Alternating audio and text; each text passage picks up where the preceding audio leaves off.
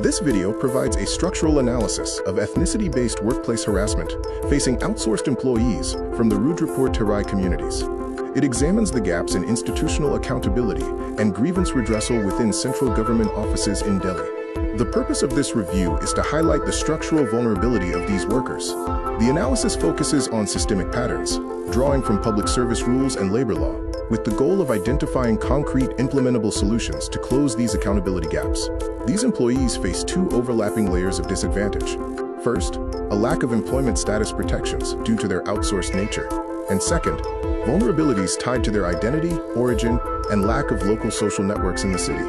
A significant power asymmetry exists.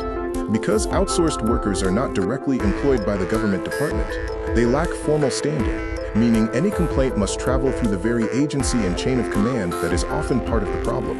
Grievance literature reveals common forms of harassment, including verbal humiliation, exclusion from tasks or office functions, spatial segregation, and arbitrary work pressures or retaliatory threats when a worker attempts to object. Several legal instruments exist, but their coverage is often restricted.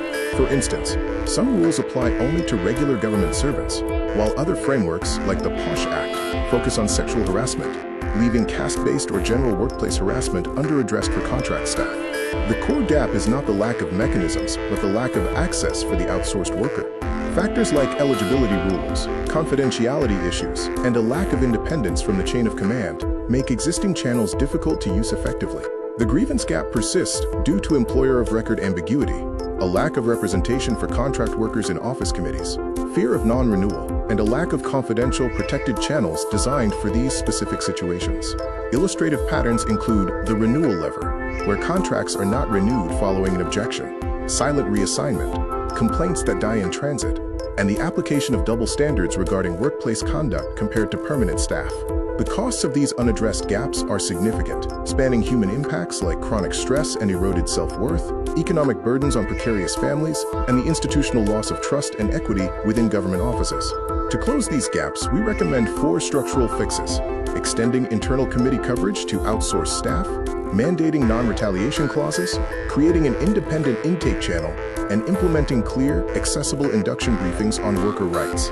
This implementation roadmap outlines a realistic sequence over 12 months, starting with audits and disclosures, moving to policy amendments, launching an independent channel, and finalizing with a cycle of induction and regular audits. In the meantime, affected workers can take practical steps, document incidents contemporaneously, use written communication to create records, escalate in parallel where safe, reach out to support networks, and understand their rights under the SC/ST Act. This video was grounded in published rules, government orders, and research on grievance redressal mechanisms and caste discrimination, serving as a basis for policy advocacy. Ultimately, dignity at work should not depend on the length of a contract. A worker's background or status must never be a barrier to having their complaints heard and addressed.